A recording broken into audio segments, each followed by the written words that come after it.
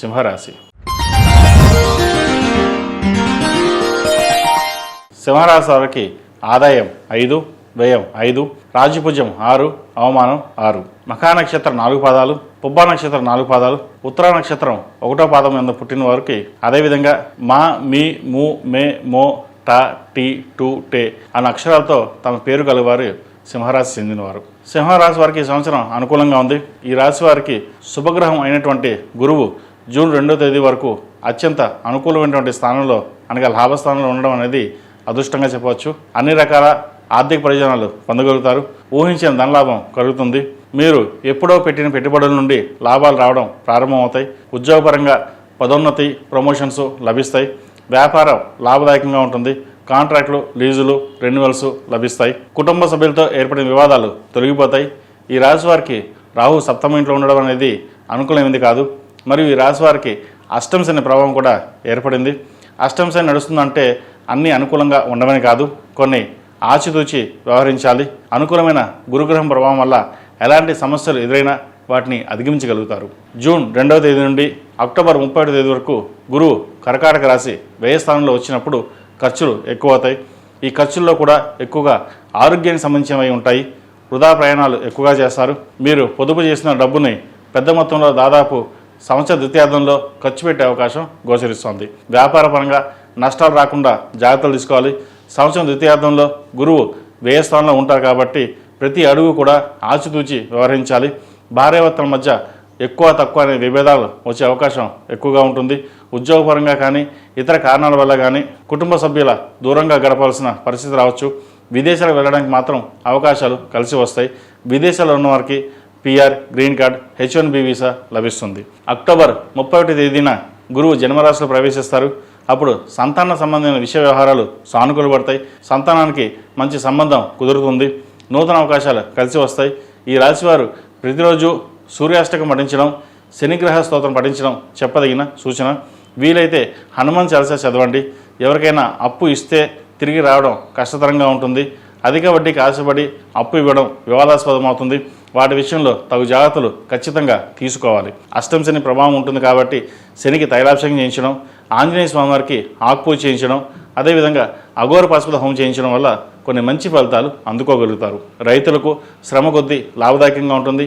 తల్లిదండ్రుల నుంచి సహాయ సహకారాలు అందుతాయి. తోబుట్టువులతో ఆస్తి వివాదం ఒకటి పెద్దల జోక్యంతో పరిష్కారం అవుతుంది. వృత్తి ఉద్యోగాల రీత్యా దూర ప్రయాణాలకి అవకాశం ఉంది. ఉద్యోగస్తులకు ఇబ్బందులు లేని జీవితం సాగిపోతుంది. క్రమంగా అభివృద్ధి వైపు ప్రయాణం సాగుతుంది. అనుకోకుండా అందరూ సహకరిస్తారు. నూతన ఉద్యోగ ప్రయత్నాలు చక్కటి లాభాలు అందుకుంటారు. పెళ్లి ప్రయత్నాల్లో సానుకూల స్పందన లభిస్తుంది. కొంతమంది ఉద్యోగస్తులకు బాగా దూర ప్రాంతాలు ట్రాన్స్ఫర్స్ లభించే అవకాశం గోచరిస్తోంది.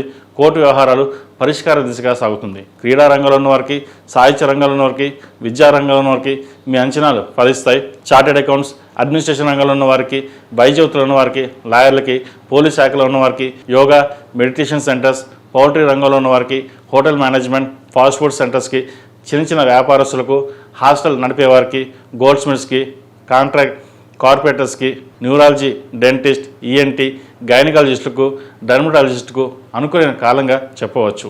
రాజకీయ రంగంలో ఉన్నవారికి ప్రత్యర్థుల వల్ల మానసికంగా కృంగిపోవడం, నమ్మిన వారు మోసం చేశారన్న బాధ ఎక్కువగా ఉంటుంది. అయినప్పటికీ దైవానుగ్రహం వల్ల ఒక పదవి మిమ్మల్ని వరించడం జరుగుతుంది.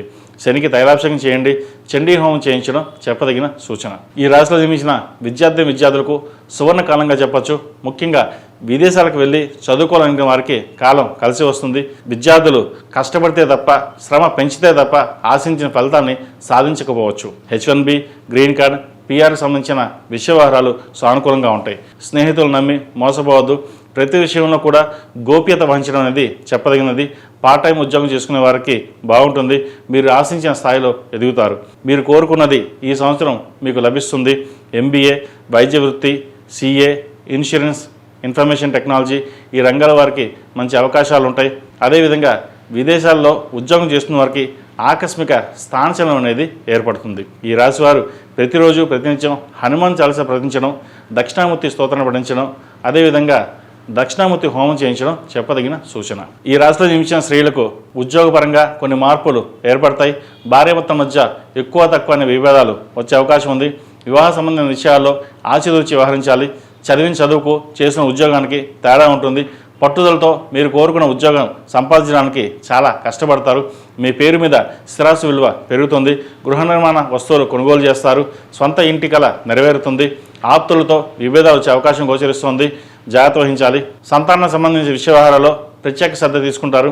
ఎక్కడా కూడా రాజీ లేని జీవితాన్ని గడుపుతారు. విదేశాలకు వెళ్ళే ప్రయత్నాలు, ఉద్యోగ సంబంధించిన ప్రయత్నాలు అనుకూలిస్తాయి. జీవిత భాగస్వామితో చాలా వరకు సర్దుకుపోతారు. అవమానాలు ఎదురైనా మౌనంగా భరిస్తారు. మీ ఆత్మగౌరవానికి, మీ వ్యక్తిత్వానికి విమర్శిస్తూ మాట్లాడడం వలన మనసుకు బాధ కలుగుతుంది. ఏదైనా కాలమే చెప్పాలి.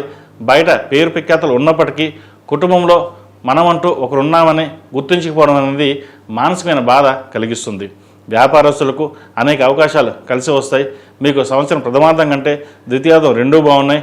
మధ్యలో 3 నెలలు ఇబ్బందికరమైన వాతావరణం ఉన్నప్పటికీ సహనం, ఓర్పుతో అన్ని సమస్యల నుండి బయటపడగలుగుతారు.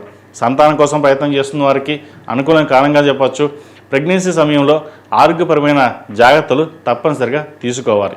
ఈ రాశివారు ప్రతిరోజు ప్రతినిత్యం ఓం నమః శివాయతో దీపారాధన చేయడం, అదేవిధంగా 21 మంగళవారాలు సుబ్రహ్మణ్య స్వామికి అభిషేకం చేయించడం చెప్పదగిన సూచన. ఈ సంవత్సరం ప్రథమార్థం, ద్వితీయార్థంలో సుబ్రహ్మణ్య పాశుపత హోమం చేయించడం అనేది చెప్పదగిన సూచన.